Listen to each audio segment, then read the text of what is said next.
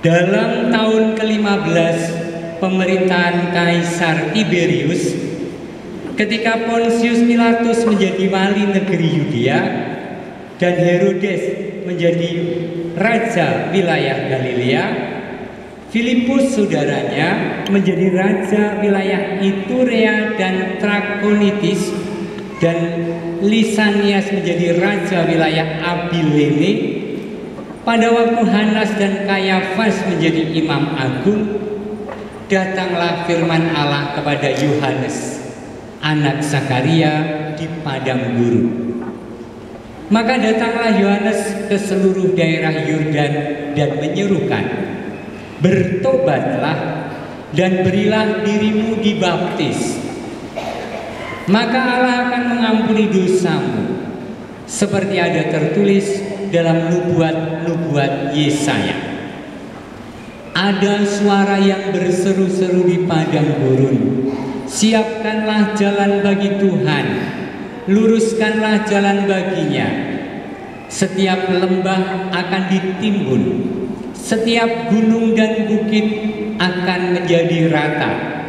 Yang berliku-liku akan diluruskan, yang berleku-leku akan dirasakan, dan semua orang akan melihat keselamatan yang dari Tuhan. Berbahagialah orang yang mendengarkan sabda Tuhan dan tekun melaksanakannya.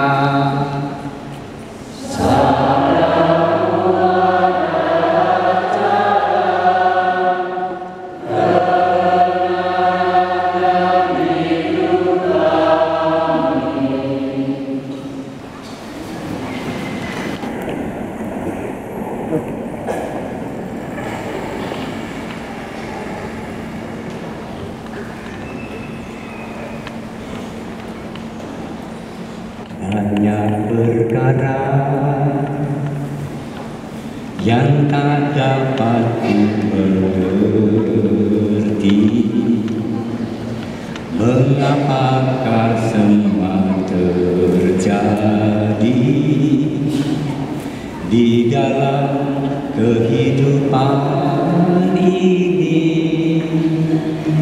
Satu perkara yang ku simpan dalam hati, tiada satu pun kan terjadi tanpa Allah peduli. Allah mengerti, Allah peduli. Allah mengerti, Allah peduli segala persoalan yang kita hadapi. Tak akan pernah dibiarkannya ku berkumpul sendiri, sebab Allah mengerti. Ulangi dalam doa. Allah mengerti, Allah peduli segala persoalan yang kita hadapi. Tak akan pernah dibiarkannya ku berkumpul sendiri, sebab Allah mengerti. Saudara-saudara yang dicintai Tuhan, Advent ini pengharapan. Saya selalu mengatakan itu karena banyak orang memberi persepsi yang keliru tentang Advent. Advent sedih, Advent beban, Advent prihatin, sehingga bahkan opo untuk syukuran, opo untuk mantenan boleh. Advent itu pengharapan, sukacita. Dan lihatlah apa yang diwartakan oleh Nabi Baruch pada hari ini, atau kemarin, minggu kemarin oleh Yeremia atau Yesaya, siapapun. Besok setiap bacaan adalah bacaan pengharapan bahwa akan datang saatnya, bahwa akan bermuara pada suka bahwa sungguh-sungguh akan terselesaikan oleh Allah, bahwa kerinduan kita akan terjawab oleh Allah. Bersyukur bahwa kita itu mempunyai Allah yang mengerti, Allah yang peduli, Allah yang menanggapi kerinduan umat Israel, dan kita para Israel baru ini bersyukur. Banyak di antara kita, banyak orang lain yang menghayati Allah itu bukan sebagai Allah yang mengerti, Allah yang peduli, tetapi Allah yang menghakimi, Allah yang adil, Allah yang siap untuk menghitung dosa dan kejahatan kita. Tetapi warta kitab suci yang diretas oleh Tuhan Yesus, yang diwartakan oleh Tuhan Yesus adalah Bapa yang Maha Rahim, Bapa yang mengerti, Allah yang memahami, Allah yang peduli. Saudara-saudara, bahkan bukan hanya pada zaman Tuhan Yesus sampai sekarang, sebelumnya pun para nabi sebenarnya menyatakan itu. Bertobatlah, ayo perbaikilah hidup.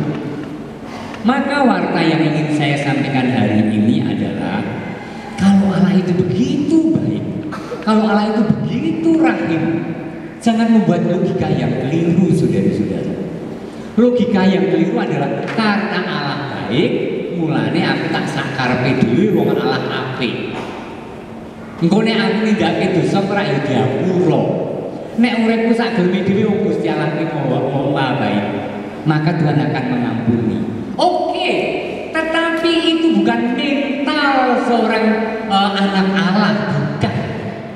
Mental seorang anak akan orang tua yang baik adalah sungguh-sungguh meneruskan yang menjadi tradisi orang tua di dalam beriman, sungguh-sungguh meneruskan yang apa yang dikatakan dan dinasihatkan orang tua dengan sebaik-baiknya. Tetapi bukan dengan perasaan takut karena mau dihukum, tidak, karena orang tua itu baik.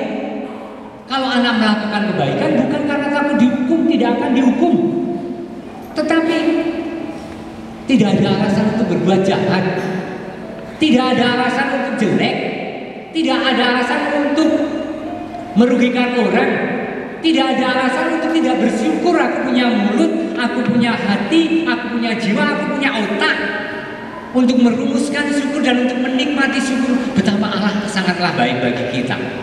Nah, hari-hari ini minggu kedua, saya mengajak Anda untuk memupuk tradisi yang lama dihidupi. Pertama adalah tradisi-tradisi menjelang hari raya.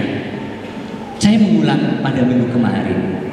Saya di kamar membuka dus kecil.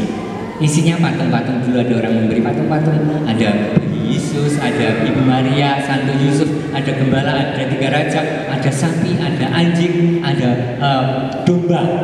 Nah, itu saya tata. Belum selesai, tetapi saya cuci. Kenapa saya melakukan itu? Saya ingin bahakan physically, materially. Aku mau bahwa aku menyiapkan, kita menyiapkan akan sesuatu yang sangat luar biasa, yaitu kerinduan kita akan hadirnya Tuhan. Dan itu akan kita rayakan pada Natal nanti. Mari kita rasakan Natal itu, kita persiapkan sehingga bukan berlalu begitu saja dengan kesibukan dan tugas kita sehari-hari. Bukan hanya mengatakan, oh iya Natal ya, aku begini gereja ya, jam berapa gereja ya. Bukan hanya itu. Tetapi sejak sekarang bahkan dipupuk. Nak kowe pengen nganggo klambi opo? Engko ibu pundhut kiwis. Soalnya sesuk Natal. Untuk Natalan kamu pengen baju apa? Oke, mungkin orang bagus kok material, enggak. Karena kita terbiasa bahwa yang penting hatinya, yang pakaian tidak perlu, hal-hal yang tembengnya tidak perlu. Oke, itu memang semua sekunder. Tapi bahkan kalau sekunder pun kita angkat sebagai wujud kerinduan kita pada Allah, kenapa tidak? Bukan sekedar kelamin kok duduk sekolah lemari, tunggu, ting-ting mantannya gereja. Enggak. Mari kita wujudkan kerinduan itu sungguh-sungguh menjadi bagian dari siarah kita pada masa novena ini, Advent ini. Corona Advent sudah menyala 2 itu hanya untuk mendorong kita ya. Ini minggu kedua, 2 minggu lagi. Oh, minggu ketiga. Oh, sudah mendekat minggu keempat. Kita akan merayakan Natal, Sang Mesias datang. persiapan fisik sangatlah baik, persiapan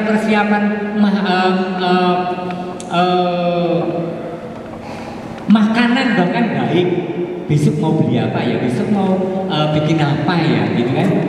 Persiapan yang sangat biasa sekali. Tetapi tentu saja lebih dari itu, yang diajak dalam Injil suci hari ini adalah sikap tobat.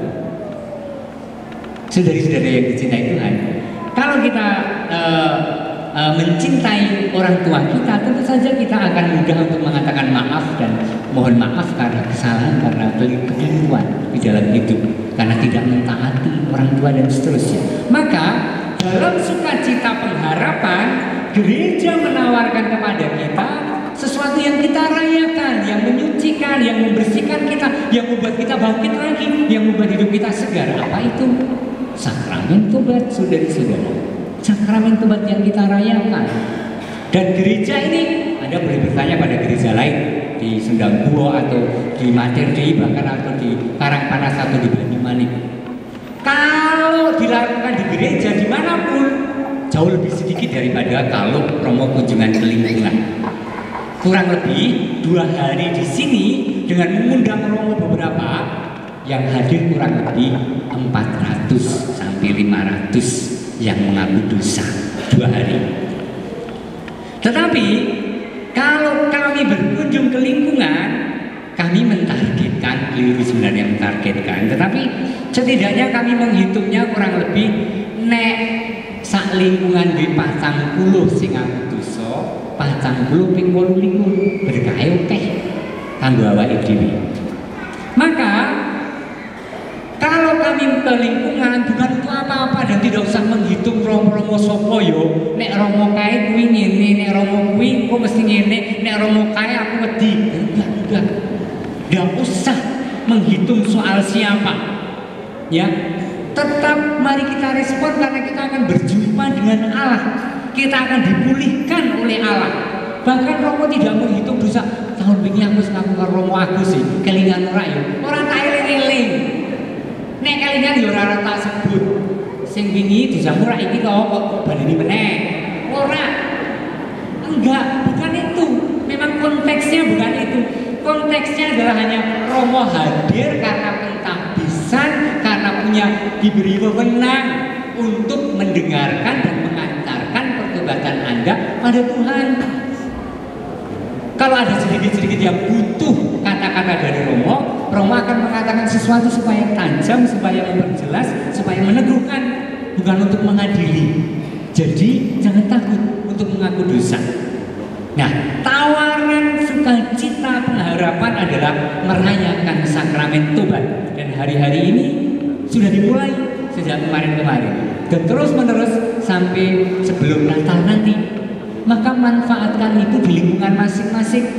Saya ke lingkungan, Romo Budio ke lingkungan, Romo Yuyun ke lingkungan masing-masing. Loh kok orang bareng-bareng Romo kok kan ada pilihan. Ya nek bareng-bareng ra rampung 28 lingkungan saat Advent. Ya kan? Jadi harus dibagi, saya 10, Romo Budio 9, Romo Yuyun 9 lingkungan supaya semua kecaan. Nah, bukan saya berharap. Tentu saja sakramen tobat itu adalah sakramen seringkali juga menjadi beban bagi para romonya. Mendengar sesuatu yang seolah-olah juga membebani karena juga membuat romonya berefleksi ya. Romo saya sering lupa doa, madeg aku yo ya kan? Romo aku kurang setia pada pasangan hidupku, aku kurang setia pada Allah. Aku kurang setia dalam mendampingi umatku. Jadi sungguh-sungguh setiap orang itu muncul seolah-olah ya. Tetapi untuk itu aku ditabiskan. Jadi jangan khawatir, gak ngerepoti romo tak rasa ngaku dosa. Keliru logikanya ya. Bukan itu. Tapi marilah, mari datang kepada Allah yang rahim, bukan Allah yang menakutkan dan mengadili, tapi Allah yang rahim, Allah yang siap memeluk. Dan katakanlah dengan kerendahan hati, tentu saja selalu ada hambatan ketika mau mengaku dosa. Wong jenenge ngaku dosa kok. Ngaku nek aku ki kleru, aku isin janjane. Setiap orang merasakan itu. Jadi jangan merasa bahwa isin yo ora apa-apa, ning tetep ditandani. Karena itu wujud kerendahan hati kita dan wujud juga ketaatan kita pada Tuhan melalui gereja kita. Maka saudara-saudara, rasa golek santolan, rasa golek alasan kok merepet-merepet yo, so tak ning lingkungan liya wae, mesti ora teko. Ya lah. Jadi merepet-merepet yo golek payung, ora apa-apa. Wah, aku nek sandal kamu sepatu terus nggo sandal jepit ya ora apa-apa. Ya. Jadi tetapi pertama disposisi batinnya adalah sukacita. Aku mau merayakan Natal yang aku rindukan. Aku ingin menyambut Tuhan Yesus dengan hati yang bersih, dengan pakaian yang bersih, dengan segala persiapanku. Di antaranya adalah aku ingin membersihkan dari dosa-dosaku dengan merayakan sakramen tobat. Di mana di lingkungan ini aku 10 tahun orang aku dosa carane piye yo merasa mumet ning gol. Puji syukur ono.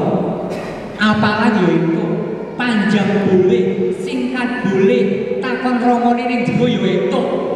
Ya kan, romo kula dereng nanti aku dosa lho bar baptisan kok.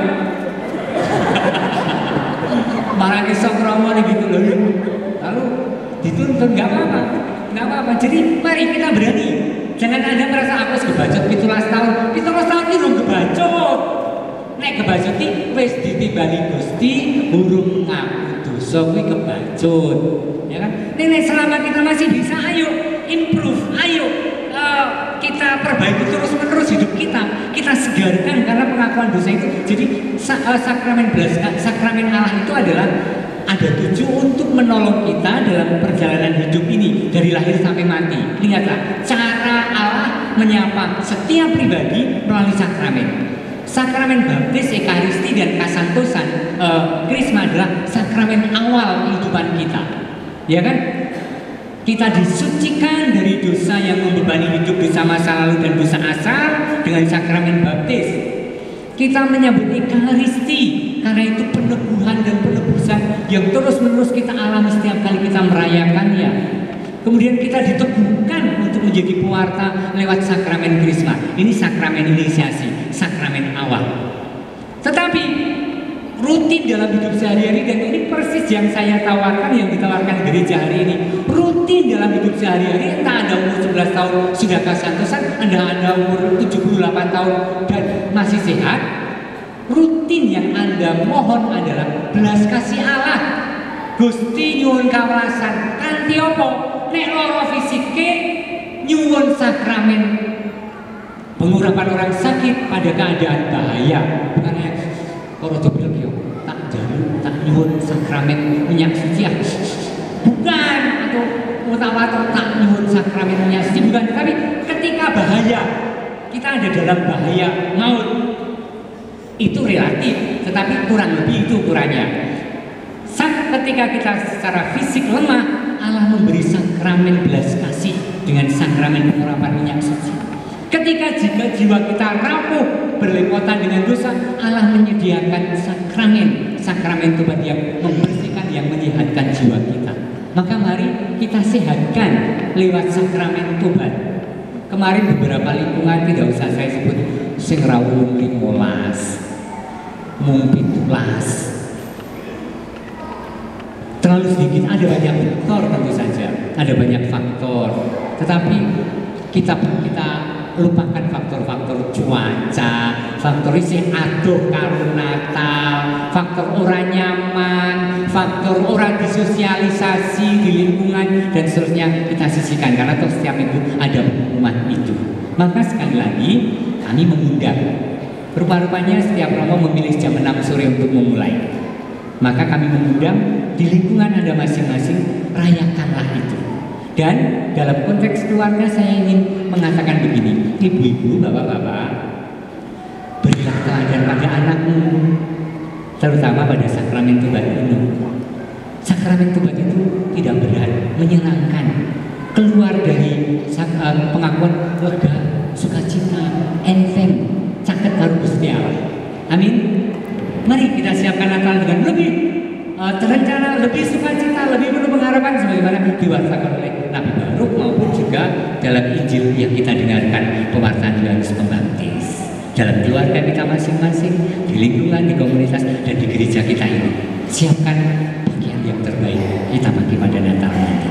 Nikmati Allah yang kita rindukan sungguh sudah deal akan hadir. Amin.